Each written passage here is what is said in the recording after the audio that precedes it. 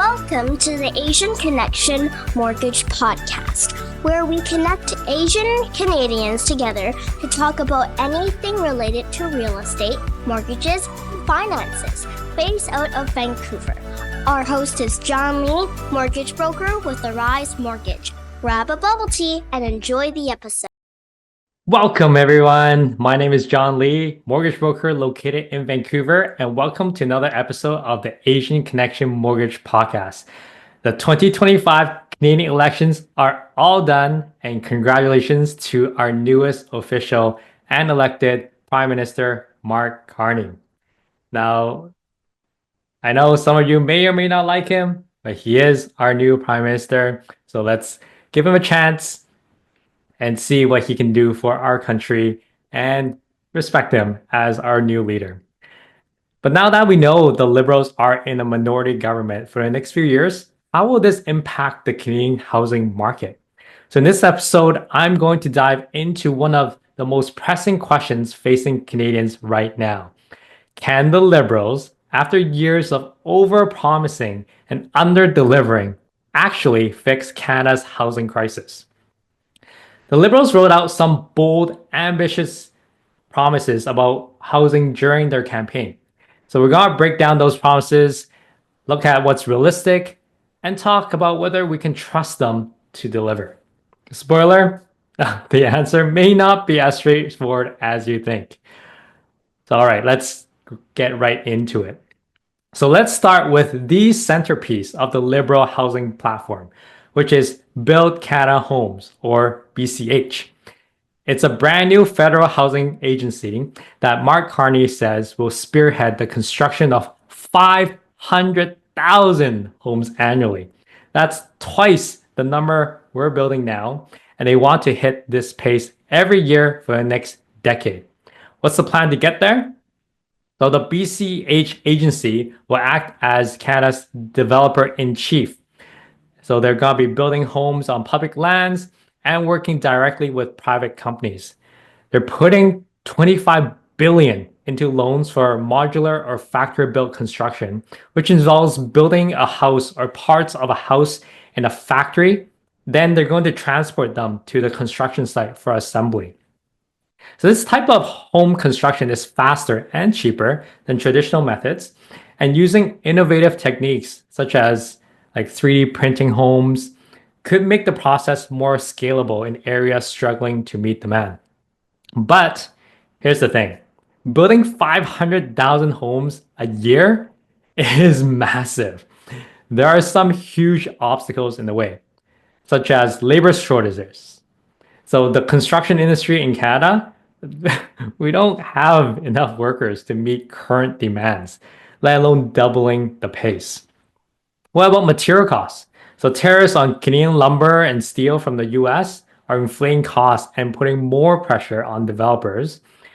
And other things like municipal red tape. So municipal zoning laws across Canada, especially in larger cities like Toronto and Vancouver, are outdated and slow and could slow the construction timeline. So can they actually hit their targets? Well, it's hard to say, and even people who support this plan acknowledge that. Now let's zero in on first-time buyers. This is the people who feel like owning a home is more like a dream or just an impossible mission. So Mark Carney and the Liberals, they promised to eliminate the GST on new homes under $1 million. So what this means is that currently, if you're purchasing something that is brand new, there's GST, which is 5% of the purchase price. So they're going to eliminate it for any homes that under 1 million and hoping to make it more affordable and to incentivize development. So 5% of 1 million, that's up to 50,000 saved if a first-time buyer purchases a brand new home. For me personally, I actually quite like this. So in Vancouver, you can still find pre-sales for 1 or 2 bedrooms that are under 1 million. This can save quite a bit of closing costs, and this is on top of the property transfer tax exemption in BC. So this is great, and I think more people will consider purchasing pre-sales if this was passed. So far, at as of the time of recording, we haven't heard anything about him eliminating GST. Hopefully, he will still fulfill his promise as we uh, give him more time to become a prime minister. I guess give him the benefit of the doubt. He is going to be dealing with Trump first and figure out the trade. Then perhaps he will be implementing this tax break. Next, we're going to talk about the foreign buyers and speculation. The Liberals have talked tough on foreign buyers and speculation before, and we might see more of these policies in action. But they weren't the main focus of this campaign. But then they will still continue to tax vacant homes and foreign owners. They've talked about during the campaign, but it's not highlighted. And they'll focus especially in high demand cities like Vancouver. They're also rolling out transparency laws to track who actually owns residential properties in Canada. So why is this important? It's because foreign ownership and speculation, they do contribute to inflated housing prices to some degree. And I also agree that housing shouldn't be like a stock market for wealthy investors to profit from. But, and this is important, foreigners only account for about 5% of real estate sales across the entire country. So with homes prices being inflated, you can't really blame it all on foreign ownership and speculation alone. Like these aren't really the main drivers of high prices. So while this might slow speculation, don't expect it to help fix affordability. So now what about people who just aren't ready or they're not even able to buy? The Liberals are pumping in $10 billion into co-op housing projects to give renters a more stable, affordable option. So co-op housing basically means long-term rentals at below market rates. They're also planning to build affordable rental units to relieve some of the pressure on overstretched rental markets. This is great in theory, but here's where skepticism creeps in. The Liberals have had a bad history of following through on these promises. So, just an example, in 2017, they announced their 40 billion national housing strategy, promising to build like 100,000 affordable units. And fast forward a few years to today now, there were huge delays on implementing this. The project ran way over budget, and the pace of construction was so slow that they only managed to deliver just a fraction of the 100,000 affordable units that they promised. So while renters and cities desperately need this relief, there's reasons to doubt that the Liberals will reach their targets this time. So can we really trust the Liberals? I know I've been painting this bleak outlook. However, Mark Carney might be the change the Liberals need. We're no longer dealing with Justin Trudeau anymore.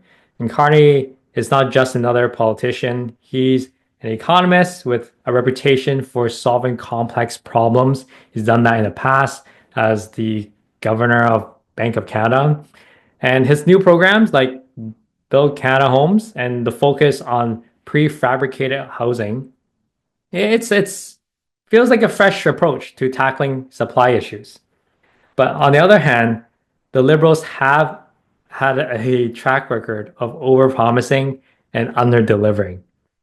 And Canadians heard similar plans in 2015, 2019, 2021, and now here we are, and things haven't really gone better. In fact, it has actually gone worse.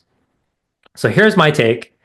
If you're a first time buyer or someone waiting for affordability to improve, the Liberal plan might help eventually.